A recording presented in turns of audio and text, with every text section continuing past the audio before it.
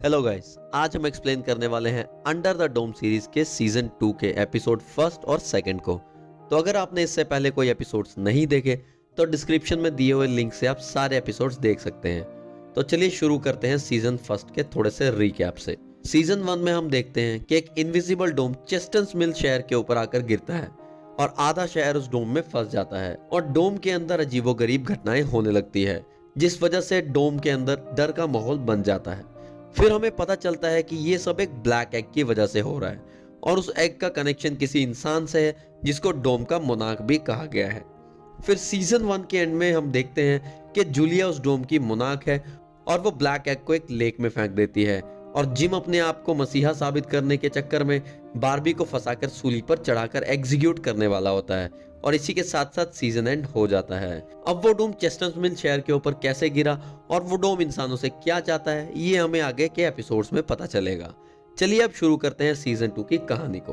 तो सीजन 2 की कहानी शुरू होती है जब टाउन से डार्कनेस खत्म होते ही डोम से बहुत तेज कान फोड़ने वाली आवाज सुनाई देने लगती है, जिससे कुछ लोग वहीं ढेर हो जाते हैं। लोगों को मुश्किल में देख बारबी भी तुरंत उसको मदद करने के इरादे से अपने आप को रिहा करने की मांग करने लगता है, पर जिम नहीं मानता और उसे एग्जीक्यूट करने के लिए जूनियर को ऑर्डर देता है। पर अब जूनियर जिम का ऑर्डर मानने से इनकार कर देता है क्योंकि टाउन पर अब और भी बड़ी मुसीबत आ पड़ी थी जो बारबी को पनिश करने से ज्यादा जरूरी है। वहीं उन्हें बारबी की मदद भी लेनी पड़ सकती है। लिंडा खुद भी जूनियर से सहमत थी, इसलिए वो बारबी को रिहा कर देती है। लेकिन उनकी मुश्किलें तो अभी शुरू हुई होती है क्योंकि उस आवाज की वजह से डोम से पावरफुल मैग्नेटिक शक्ति जनरेट होने लगती है, जिसकी चपेट में आकर जो का पूरा घर तहस नहस हो जाता है। वहीं बारबी भी अभी तक हथकड़ी में ही था, जिस वजह से वो डोम की तरफ खींचने लगता है। लिंडा उसे छुड़ाने की कोशिश करती है क्योंकि उनकी तरफ एक कार भी खींचती हुई चली आ रही थी। वहीं लिंडा बारबी को छुड़ाने में सफल हो जाती है, पर वो गाड़ी लिंडा को कुचल देती है और वो बारबी को बचाने के लिए खुद को सेक्रीफाइस कर देती है। वहीं एग को लेक में डुबोने के बाद जूलिया वहां से जाने लगती है, मगर उसे एक लड़की डूबती हुई नजर आती है जिसे वो तुरंत बचा लेती है। वहीं खड़ा सैम उन्हें मदद ऑफर करता है और उसको परेशान शक्ल से साफ नजर आता कि वो उस लड़की को किसी तरह से जानता है, लेकिन सैम उस टाइम पर कुछ भी ना बोलना सही समझता है। पर आगे वो अपने बारे में जूलिया को बताता है कि वो कई समय से टाउन से दूर रह रहा था क्योंकि उसकी बहन 9 साल पहले चल बसी और तब से वो किसी पछतावे में सबसे दूर यहाँ पर बस गया था। पर वो एक राज नहीं रिवील करता कि जिस बहन के बारे में वो बता रहा है वो जूनियर की मॉम पॉलिन है, जो जूलिया को आगे पता चलेगा। कुछ देर बाद उस अननोन लड़की को होश आता है और होश आने पर वो खुद भी सैम को देखकर हैरान नजर आती है, पर वो उसे पहचान नहीं पाती क्योंकि उसे खुद के बारे में कुछ भी याद नहीं था। वहीं जिम जब गन लेने अपने घर जाता है, डार्कनेस में उसे डोडी का साया नजर आता है जिसे उसे सीजन 1 में आग के चपेट कर दिया था। डोडी खुद को डोम का मैसेंजर बताते हुए जिम को ब्लेम करती है और उसे कहती है कि उसके कारण ही टाउन अब पूरा खत्म होने के कगार पर है और अगर सच में वो टाउन की भलाई चाहता है तो जिम को अपनी लाइफ का सेक्रीफाइस करना होगा। पर जिम इसको अपना वहम समझकर उसे कंप्लीटली इग्नोर कर देता है। आगे बारबी की मुलाकात रेबेका से होती है, जो बारबी को रिवील करती है कि डोम से वो आवाज काफी टाइम से आ रही है जो हर राउंड के बाद बढ़ती जा रही है। इससे जनरेट इलेक्ट्रोमैग्नेटिक वेव्स इंसानों के दिमाग को मैनिपुलेट कर रहा है, जिसके कारण लोग एक एक करके ढेर होते जा रहे हैं, जिससे वो काफी समय से स्टडी कर रही है। यानी कि जिम की डोडी को देखना शायद इसी का नतीजा था और पिछले सीजन में बटरफ्लाइज का डोम की तरफ अट्रैक्ट होना भी यही रीजन था। अगर इसे रोका नहीं गया तो बेहोश हुए लोग कभी उठ नहीं पाएंगे और ये डोम धीरे धीरे करके सबको निगल जाएगा। इसलिए दोनों तुरंत टाउन के लोगों के साथ मिलकर एक आर्टिफिशियल अपोजिट मैग्नेटिक का टावर खड़ा करते हैं, जिसकी अपोजिट मैग्नेटिक पल्स से डोम के इफेक्ट को कम किया जा सकता है और उनके पास उतना पावर नहीं होता जिससे वो तुरंत उसे चार्ज कर सके, इसलिए वो असर दिखाने में काफी टाइम लेगा। वहीं जैसे ही जूलिया उस अननोन लड़की को सैम के हवाले छोड़कर निकलती है, वो तुरंत कोई बुक चेक करता है जहां कुछ भी अजीब पेंटिंग्स के अलावा और भी तस्वीरें नजर आती है। आखिर ये कौन सी बुक है वो हमें आगे पता चलेगा। वहीं अननोन लड़की भी बिना कुछ कहे निकल जाती है, पर तभी और भी पावरफुल मैग्नेटिक इफेक्ट टाउन को हिट कर लेता है, जिसकी चपेट में बाकी बचे लोग भी ढेर हो जाते हैं सिवाय जिम, जूलिया और बारबी के। जूनियर बेहोशी में खुद को किसी अजीब वर्ल्ड में पाता है जहां आगे उसे अपनी मरी हुई मां भी नजर आती है। जूनियर के लिए यह सब कुछ रियल से कम नहीं था, पर इससे पहले कि जूनियर अपनी मां से कुछ सवाल करे, जिम जूनियर को होश में लाने की कोशिश करने लगता है। अपने बेटे को मरता देख उसे डोडी की बात याद आने लगती है। इवन उसे लिंडा का भी सेक्रीफाइस सीन याद आ जाता है और अब वो डोम के इशारे को समझ जाता है और उसी फांसी पर लटकने लगता है जिस पर उसने बारबी को लटकाना चाहा था। पर जैसे ही वो लीवर को पुल करता है, जूलिया एन मौके पर आके उसे बचा लेती है और उसे सीख देती है कि डोम उसे मारना नहीं चाहता बल्कि टाउन में हो रहे हत्याओं करने से रोकना चाहता है। और जब वो ऐसा कहती है तब जूलिया के ऊपर हमें बादलों का अजीब बर्ताव करते हुए नजर आता है, मानो कि वो ये कंफर्म कर रहे हो कि वो ही डोम की मोनार्क है। और इसी इंसिडेंट के आखिर में वो अननोन लड़की लिंडा की लाश के साथ उसे किसी कारण से सॉरी कह रही होती है। फिर हमें आगे समझ में आता है कि डोम इसलिए लोगों को बेहोश कर रहा है ताकि वो लोगों को मरने से बचा सके। ना ही उन्हें होश रहेगा और ना ही जिम के कारण लोगों को मरना पड़ेगा, जैसे पिछले सीजन में कुछ लोगों ने जिम के हाथों अपनी जान गंवाई थी। आखिर डोम को इंसानों के साथ इतना लगाव क्यों है और जूनियर को विजन क्यों आया था और वो अननोन लड़की लिंडा की लाश को सॉरी क्यों कहती है, ये सारी मिस्ट्री हमें आगे पता चलेगी। इधर सब में बहस छिड़ चुकी थी कि आखिर किसने टाउन को बचाया। जूलिया के अकॉर्डिंग उसने सबको बचाया, वहीं रेबेका के हिसाब से उसके मैग्नेटिक टावर की मदद से सब बच पाए। पर टाउन के ज्यादातर लोगों का विश्वास ये था कि जिम ने सबको बचाया क्योंकि उसके सैक्रिफाइस करने की वजह से डोम ने उन्हें पनिश करने से माफ कर दिया। अब टाउन को बैक टू नॉर्मल लाने के लिए बारबी की सजा खारिज कर दी जाती है और क्योंकि लिंडा नहीं रही इसलिए फिल को लिंडा की पोस्ट दे दी जाती है। जूनियर की मॉम पॉलिन जूनियर की तस्वीर के सामने उसे पुकारती रहती है और कोई जवाब नहीं आने पर पेंटिंग बदलकर वो एक डोर की पेंटिंग बनाने लगती है। सबसे बड़ा खुलासा ये होता है कि टीवी पर डोम की न्यूज चल रही होती है कि कैसे लोग अब भी डोम में फंसे हुए हैं और खिड़की से हमें वही टावर नजर आता है जो जूनियर के विजन में दिखाई दिया गया था। और ये टावर जेनिथ नाम के एक टाउन में था जिसका क्लू हमें क्रिस्टल बॉल से ही पता चल चुका था। पर आखिर ये दुनिया है कौन सी, ये हमें कुछ देर में समझ आएगा। रात ढलने पर रेस्टोरेंट से निकलते वक्त एनजी को वही अनजानी लड़की नजर आती है। एनजी को उस लड़की पर शक होता है और वो उसका पीछा करने लगती है। पीछा करते करते वो स्कूल जा पहुंचती है जहां वो अननोन लड़की किसी लॉकर को घूरते हुए नजर आती है और एनजी को देखते ही वो वहां से भागने लगती है। जब एनजी खुद उस लॉकर को चेक करने लगती है तो वो एकदम हैरान दिखाई देती है और फिर देखते ही देखते कोई उसकी जान ले लेता है और मरते मरते वो लॉकर पर छाप छोड़ देती है। जिसके तुरंत बाद वो अननोन लड़की डर के मारे भागते भागते जंगलों में रात बिताने का फैसला करती है जहां मोनार्क बटरफ्लाई उसमें खास इंटरेस्ट दिखाता है। पर अगली सुबह एक नया पैंडेमिक टाउन में घटता है जब रेबेका डिस्कवर करती है कि मोनार्क बटरफ्लाई का रिप्रोडक्शन अचानक से तेजी से बढ़ रहा है जिसके अंडे देने के कारण लाखों में कैटरपिलर टाउन के फसलों को नष्ट कर रहा है। अगर ऐसा ही चलता रहा तो टाउन के सारी फसलें नष्ट हो जाएंगी। रेबेका के हिसाब से ये सब डोम के मैग्नेटिक फील्ड का असर है। वहीं पेट्रोलिंग के दौरान जूनियर को एनजी की लाश बटरफ्लाई से घिरी हुई मिलती है जिसे देखकर और खास करके जो पूरी तरह से टूट जाता है। किसी को पता नहीं है कि कौन इतना निर्दयी हो सकता है।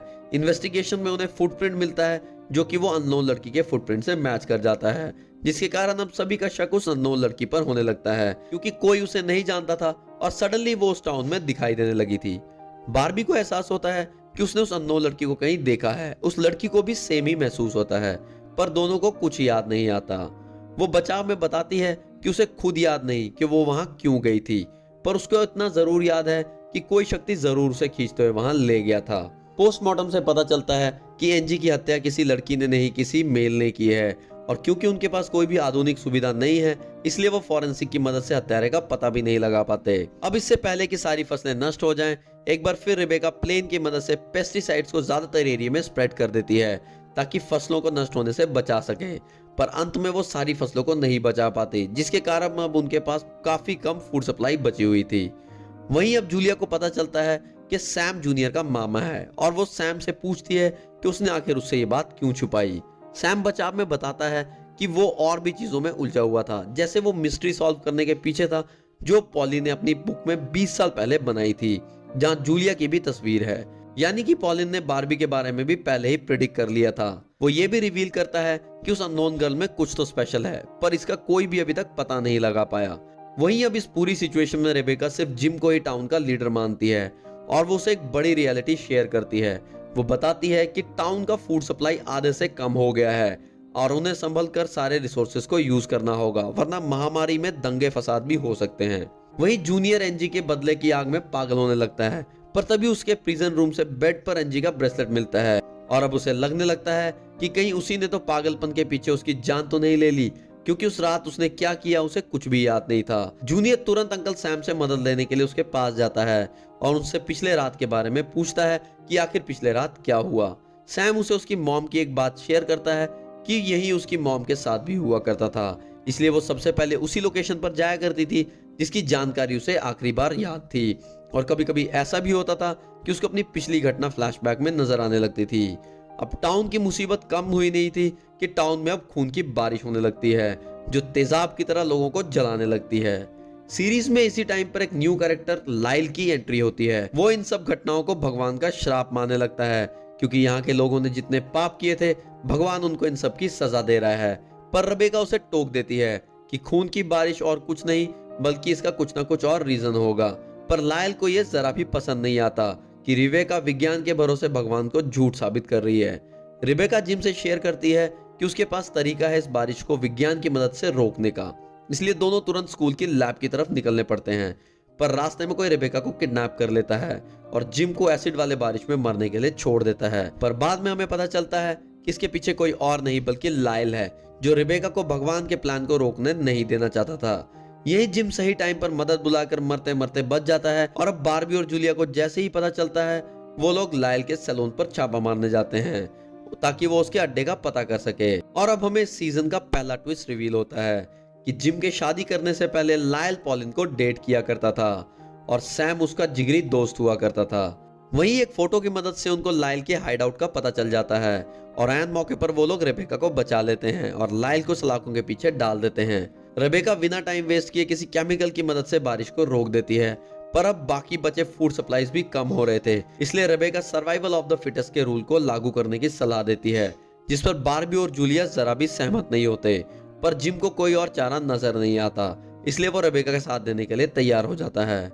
यहाँ एनजी की हत्यारे की खोज में सभी मिलकर स्कूल की छानबीन करने लगते हैं और अब वो एक और बड़ी खोज रिवील करते हैं कि सरप्राइजिंगली यहाँ पर इंटरनेट अभी भी चल रहा था और डोम के गिरने के टाइम पर कोई मिस्टीरियस ट्विटर यूजर उसके टाइमलाइन पर रिपीटेडली पोस्ट कर रहा था। इसके बाद हमें पता चलता है कि जूनियर को भी उसी यूजर से एक कॉन्फिडेंशियल मेल आता है जिसे ओपन करने के बाद जूनियर की खुशी का ठिकाना नहीं रहता, क्योंकि जूनियर के लिए छोड़े हुए वीडियो मैसेज से पॉलिन रिवील करती है कि वो अभी भी जिंदा है और यदि उसको कोई भी जवाब चाहिए तो तुरंत उसे लायल से मिलना होगा। इससे पहले कि जूनियर कुछ समझे इंटरनेट कनेक्शन फिर से एंड हो जाता है। फिर जूनियर तुरंत लायल से जवाब मांगने के लिए निकल पड़ता है, पर उससे पहले सैम सीक्रेटली लायल से मिलता है और दोनों की बात से साफ समझ आता है कि उनके बीच कोई बड़ी सीक्रेट है जो उन्होंने कई साल पहले सीक्रेट बनाए रखने के लिए तय किया था और यही रीजन था कि वो दोनों टाउन से इतने दूर रहते थे। जो अब उस कनेक्शन के सिग्नल को ट्रेस करते हुए वो लोग उसी लॉकर तक पहुंच जाते हैं जो उस अननोन लड़की का था। उस अननोन गर्ल के लॉकर को छूने पर उनसे कुछ अजीब महसूस होने लगता है, पर लॉकर में कुछ भी गड़बड़ उन्हें नहीं मिलती। पर वो हार नहीं मानते और लॉकर किसे बिलोंग करता है उसका रिकॉर्ड चेक करने लगते हैं। इसके बाद उन्हें मेलेनी क्रॉस नाम की एक लड़की के बारे में पता चलता है। मेलेनी क्रॉस का नाम उस अननोन लड़की को जाना पहचाने लगने लगता है। फिर हमें पता चलता है कि मेलेनी क्रॉस कोई और नहीं बल्कि वही अननोन लड़की है। पर यह कैसा मुमकिन हो सकता है, क्योंकि मेलेनी क्रॉस का रिकॉर्ड 25 साल पुराना है। तीनों को कुछ गड़बड़ लगने लगती है, इसलिए वो लोग तुरंत बारबी के साथ मिलकर इसकी खोज करने के लिए निकल जाते हैं। जहां उन्हें ओल्ड न्यूज़पेपर क्लिपिंग से पता चलता है कि मेलेनी अपनी फैमिली के साथ जेनिथ टाउन से चेस्टर्स मिल मूव हो गई थी, जिसके कुछ दिनों बाद वो अचानक से ही गायब हो गई।